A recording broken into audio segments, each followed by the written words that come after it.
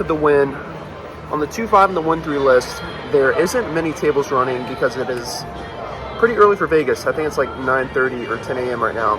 But anyways, we got us a protein shake, some energy, and yeah, ready to get after it. Hope you guys enjoy this one. I'm gonna try to record. Hopefully it goes smoothly. But yeah, hope you guys enjoy this one. Let's get in there.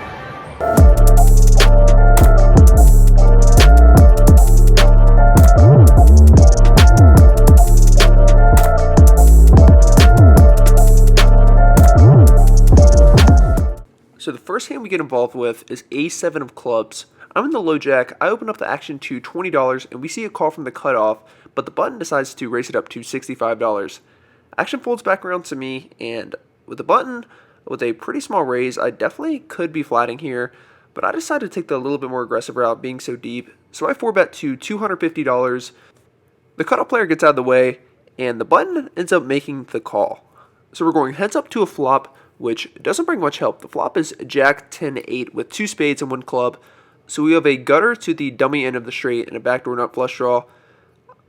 This board does favor his range a little bit more, but I'm still going to bet here. I throw out $160, and the button thinks for a little bit and raises it up to $440. Even though I would still have $1,000 behind if I do make this call, there just aren't enough turn cards that I'm going to like. So a bit unfortunate. I decided to let this one go. We're on to see the next one. This next hand, I get involved with the same opponent. I look down at King Queen off under the gun, and I open up the action to $20. Yeah, so the whole table calls. I guess that's what happens when you're in Vegas. The flop comes down Queen high, which is good, and I definitely want to be putting a little bit more money in this pot. I throw out $65, and we do see a call from the exact same player from the last hand. So we're off to see a turn, which looks pretty safe. The turn's a 6 of clubs. So now I definitely still want to be going for some value. On a board like this, any sets or any 2 pairs would most likely be raising on the flop. So I throw out $150, and he makes the call once again. The river is a black 2, and unfortunately it's a spade, so the front door flush does come in. Obviously not the best card in the world, so I decide to check it over to him, and this time he sizes up a good bit. He throws out $350. Obviously relative to the pot, it's not a huge raise, but with the game flow, in the past spots when he's gone for value on the river, he's gone around 20 to 25% pot. And then in addition, I've taken the bet check line to him in around 4 other hands in this session so far in which I had to fold the river. So I think he could try to exploit me on this hand. A hand such as Jack 10 did miss, but with that being said, all we have at this point is really a bluff catcher. I have a live read as well. I look over at him and he's literally breathing like he just ran a marathon. So yeah, I'm putting in that call, and he tables Queen Jack with 1 spade. So I guess he turned his top pair into a bluff. Not too sure, but King Queen is going to be Queen Jack, and we're happily taking down a pot, crawling out of this hole. In this next hand, there's a under the gun straddle, and we look down at A6 offsuit in the big blind. There is 4 callers before me, and action's not on me. So that being said, this table has been pretty aggressive, so when there's just limpers like this, I don't think anyone's too strong. I'm going to take the aggressive route and size up to $135. Obviously turning my hand into a bluff or a semi-bluff, but yeah. So it folds back around to the player in the low jack, and he's the only player that's going to tag along, which is a bit weird when he calls 10 and then calls 135. But anyways, I guess once again, this is the action that we're expecting here in Vegas. So we're off to see a flop, which doesn't bring much help to our hand by any means. We do hit a pair with bottom pair. That being said, I would be c-betting on this board a lot of the time. There is a good amount of draws that he could continue with, but there are also a lot of hands that he is going to fold. So that being said, I go ahead and reach for my chip stack, and he doesn't even allow me to put out a bet as he immediately folds, which is pretty funny. So yeah, take it down. We look down at King 10 in middle position. There's a under the gun straddle, and the +1 player calls with 40% of a royal. I'm raising it up to 50. We see a call from the low jack and the button. These 2 players have by far been the most active at the table, so I guess they could really have any 2 cards at this point. So the flop comes down 9-8-4 with 2 diamonds and 1 heart. So we have a backdoor flush draw with backdoor straight draw and an overcard. I throw out a c-bet of $60, and we get a call from the low jack, and the button gets out of the way. The turn 7 of clubs is a really good card. Now we're open-ended, and we still have that overcard to go along with our pair. I want to be putting on the pressure now because I think he could be floating with a lot of junk. So I threw out $275, almost a pot-sized bet.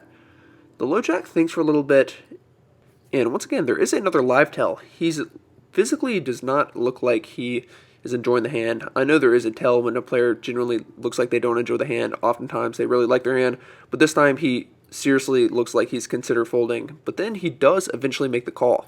So with this action, I think he is pretty weak or on some sort of draw himself.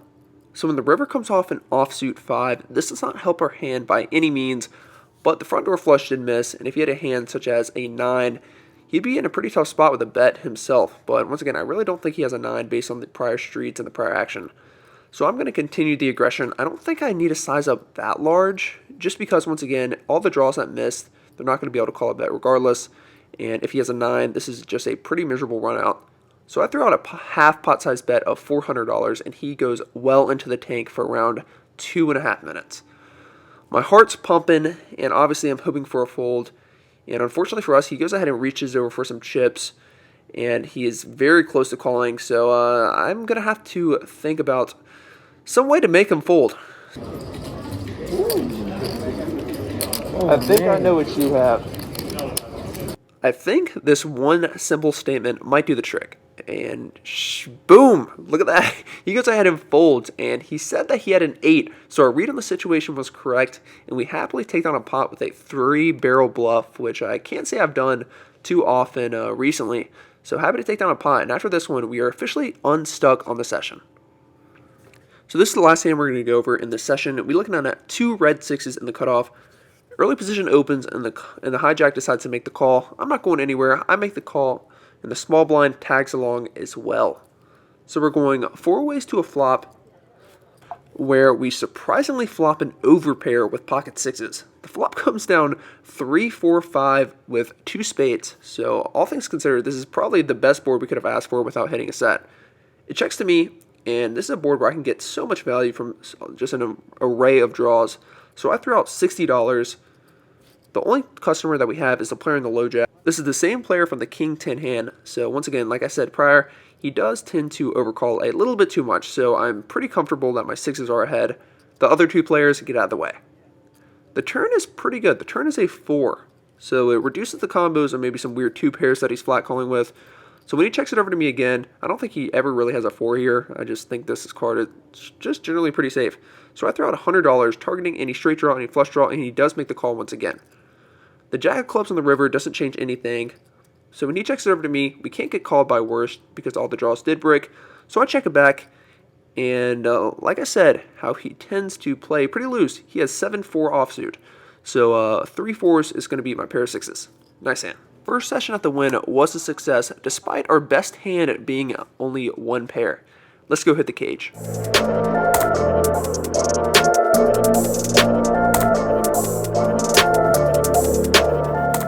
Okay, first vlog in Vegas. It's definitely not going as smoothly as possible. So it's not going bad, obviously, I'm still vlogging, but I would just check the last footage that I filmed, and it was of the protein shake, which is not ideal if you're trying to film a vlog, going from afternoon protein shake consumption to laying in my bed at 8 p.m.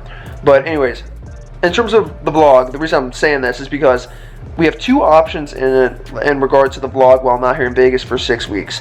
The first option is keep on doing what we're doing, do sessions that consist of basically like a little bit of B-roll, going into the poker room, you know, showcasing the hands, leaving. Or we can do something that I'm a little bit more inclined to do. It is daily vlogs that are going to be between 5 and 10 minutes or so, you know, whatever. And basically it'll be obviously poker, but it'll also be what I'm doing throughout the day. You know, if I'm hanging out with some other poker players, whatever, even like eating, whatever, just like a little bit of B-roll and just kind of like what I'm doing, and then like showcasing like 3 or 4 eventful poker hands. But yeah, they'll be daily, which will be pretty exciting. So as of right now, once again, I'm leaning more towards daily vlogs, but let me know what you guys want in the comments below, because yeah, I'm out here for 6 weeks, which means a lot of vlogs coming your way. I'm real excited too. A change of scenery from the Coconut Creek will be nice. Different felt, different chips, different players. So all that I'm looking forward to. And then obviously Vegas, like so much B-roll opportunity. It's just so sick. But anyways, yeah. Hope you guys enjoy this one. Day 1 down in the books.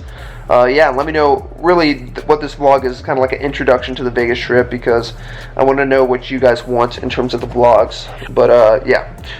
Once again, guys, I'll see you guys tomorrow, and hope you guys have a good one and keep on crushing it on the felt. Peace.